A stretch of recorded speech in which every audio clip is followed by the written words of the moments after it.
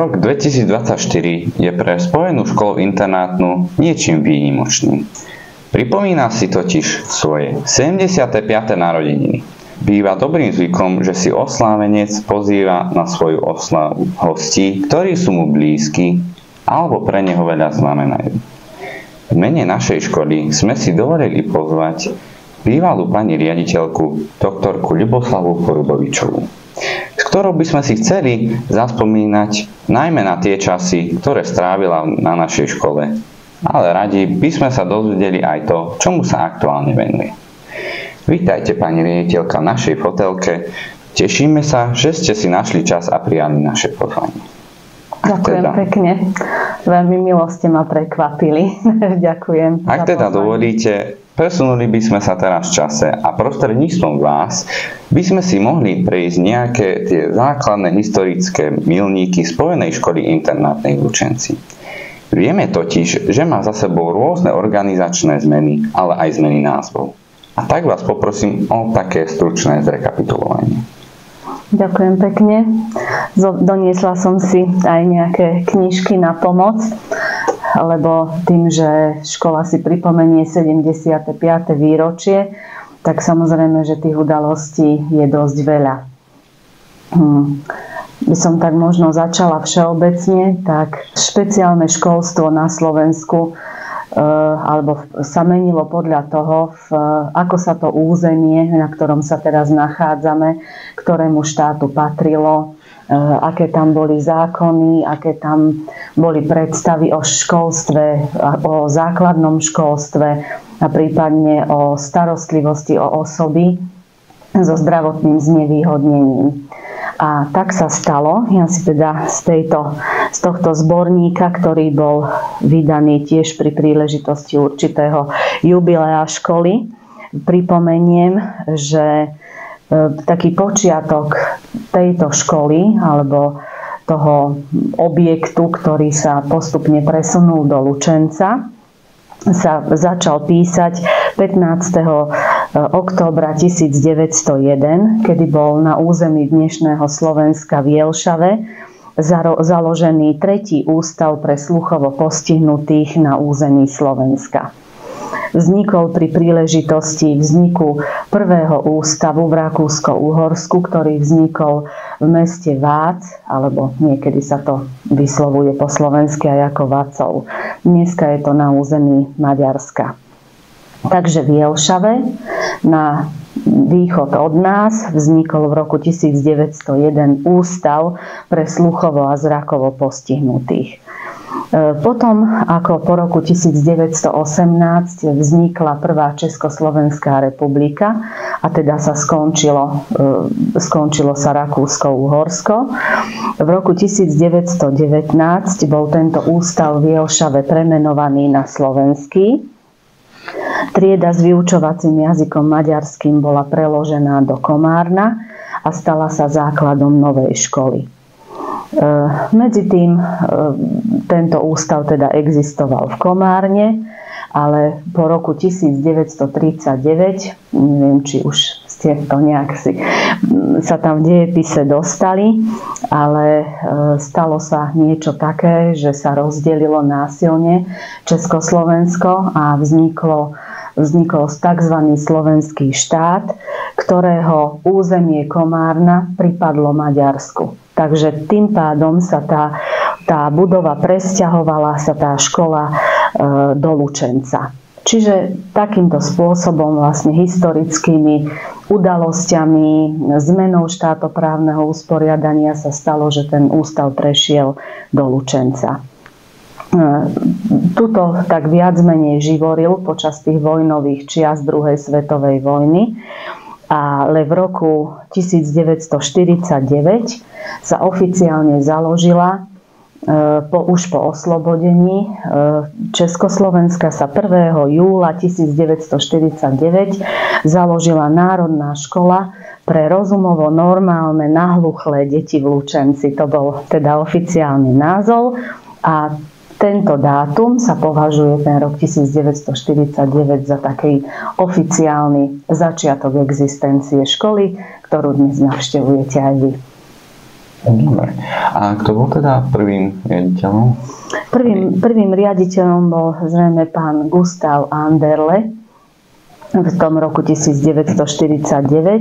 Títo učitelia prevažne prešli zo školy pre sluchovo postihnutých, pre nepočujúcich z Kremnice a z Bratislavy, lebo vtedy nebolo toľko možností, aby sa pedagógovia vzdelávali v odbore špeciálna pedagogika.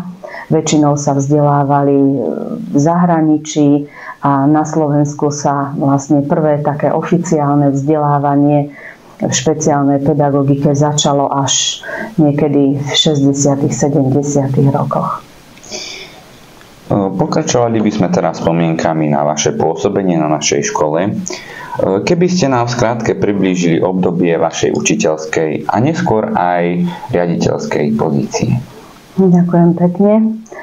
Takže s tým, že v Lučenci existuje nejaká špeciálna škola, som sa vlastne tak nemusela nejako komplikovane dozvedať. Vlastne som to vnímala už ako žiačka základnej školy.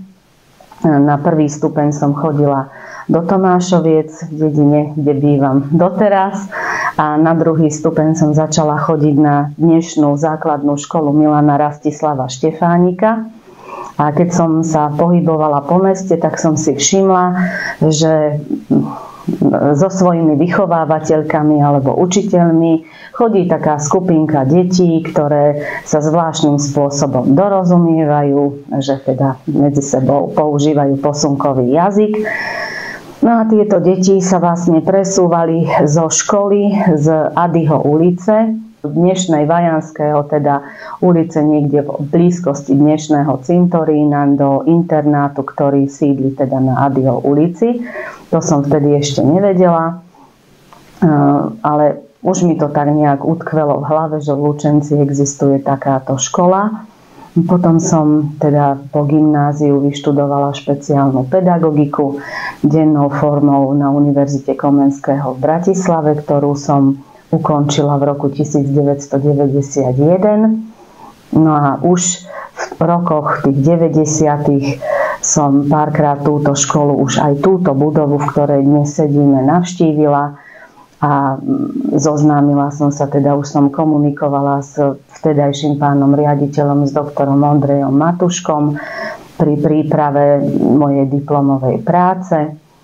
Podala som si sem žiadosť a v roku 1991 som tu začala aj pracovať. A keby som vás teraz poprosil, ak by ste mali spomenúť nejaké konkrétne mená výnimočných absolventov z našej školy, aké by to boli? Ja mám napríklad tu prichystanú veľmi zaujímavú knihu, ktorú napísal bývalý žiak Tomáš Vojtek. Tak skúste povedať nejaké podobné mená. Tak Tomáš Vojtek je už z tej generácie v mojom ponímaní možno tých novších žiakov, ale tým, že som teda začala tu pracovať v roku 1991, tak vtedy tu boli prevažne žiaci so sluchovým postihnutím. Až od roku 1996 sa začali vzdelávať tu aj prví žiaci s narušenou komunikačnou schopnosťou, s poruchami učenia. Takže by som to tak možno vo vnútri svojej hlavy rozdelila, že teda tí absolventi, časť z nich sú ľudia so sluchovým postihnutím, z ktorých asi taký najznámejší je Peter Vrťo, ktorý je herec, myslím, že pôsobí v Banskej Bystrici v divadle. Z tejto generácie pochádza aj váš pán učiteľ a pán vychovávateľ Jaroslav Štetka.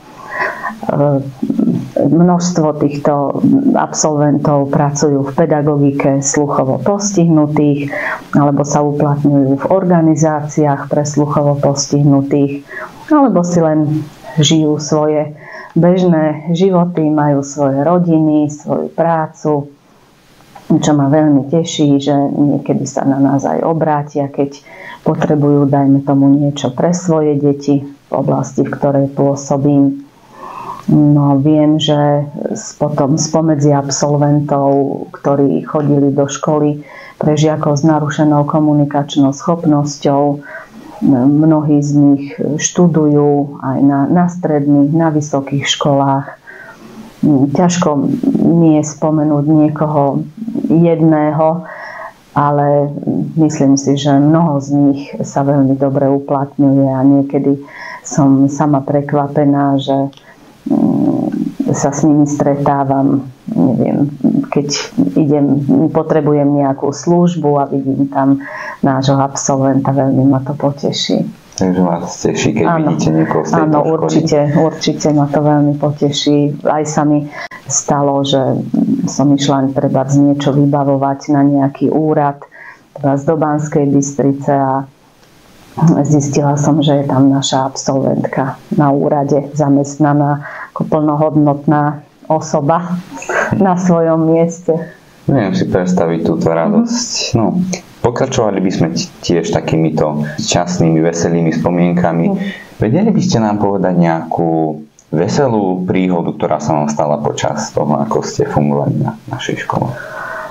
No, tak ono najveselšie je to, čo vyzeralo na začiatku nejako ináč, nie veľmi veselo a potom sa to nejak preklopilo do aj vtipnej príhody. Ťažko mi vypichnúť niečo konkrétne, ale väčšinou to boli nejaké také veci, ktoré žiaci chceli, dajme tomu, utajiť pred svojimi pedagógmi a potom to dopadlo ináč. Pamätám si, že raz si chceli asi tí žiaci so sluchovým postihnutím zažiť nejaké dobrodružstvo, tak v noci ušli z internátu. Museli sme ich hľadať po meste, takže to pre nás veľmi vtipné nebolo.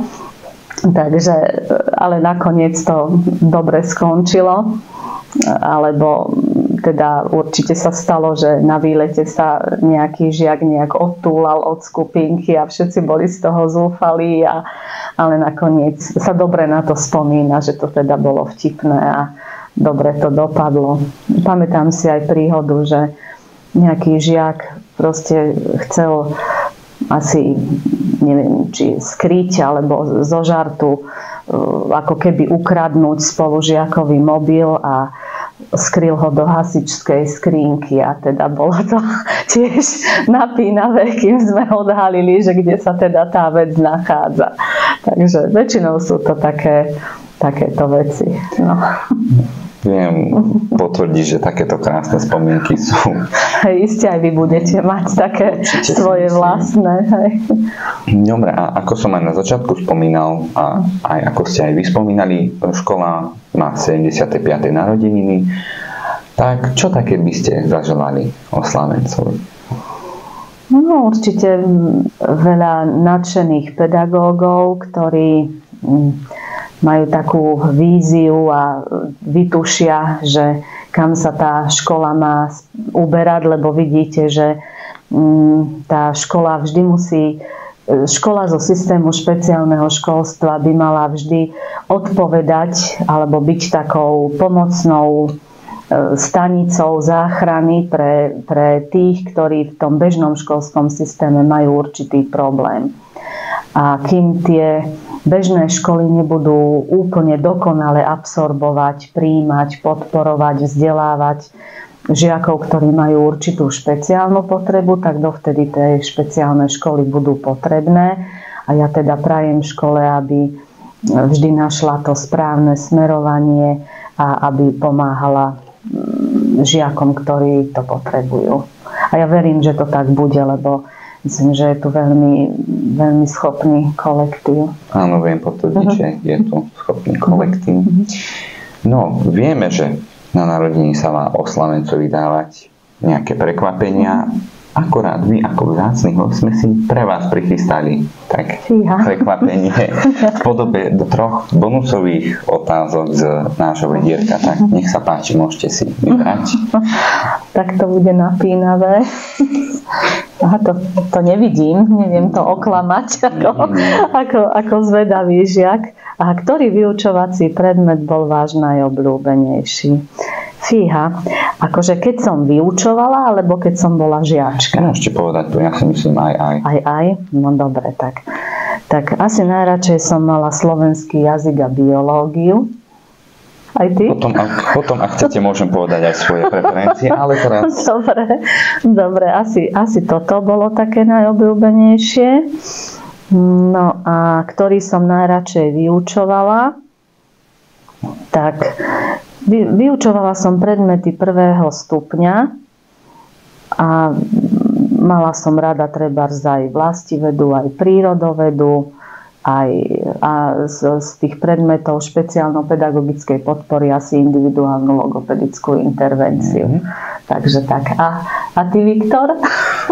No, ja mám najradšej angličtinu, lebo ja vidím svoju budúcnosť v jazyky. A potom asi matematika s dejepisom. Super. Tak možno ten historický exkurs sa ti páčil. Dúfam. Dobre, ďakujem pekne. Dávam do vedierka. Či tam vedľa? Teraz môžete si vybrať ďalšiu otázku. Aha. No dobre. Tak trebárs tú nasledujúcu. Prezraďte nám, ako zvyknete oddychovať. No, musím sa priznať, že v mojom súčasnom pôsobisku až tak veľa príležitostí na oddych nemám, ale rada oddychujem buď s dobrou knižkou, alebo nejakou takou prácou v záhradke, alebo návštevou nejakých zaujímavých miest. Aká je vaša najobľúbenejšia kniha, keď ste spomenuli, že s knihou radi oddychujete? Mám rada literatúru faktu, takže toto rada čítam. Teraz som naposledy, sledujem aj politické dianie, tak to nie je veľmi potešujúce, ale sledujem. Takže naposledy som čítala knihu Postsedliaci od takého sociálneho antropológa Buzalku.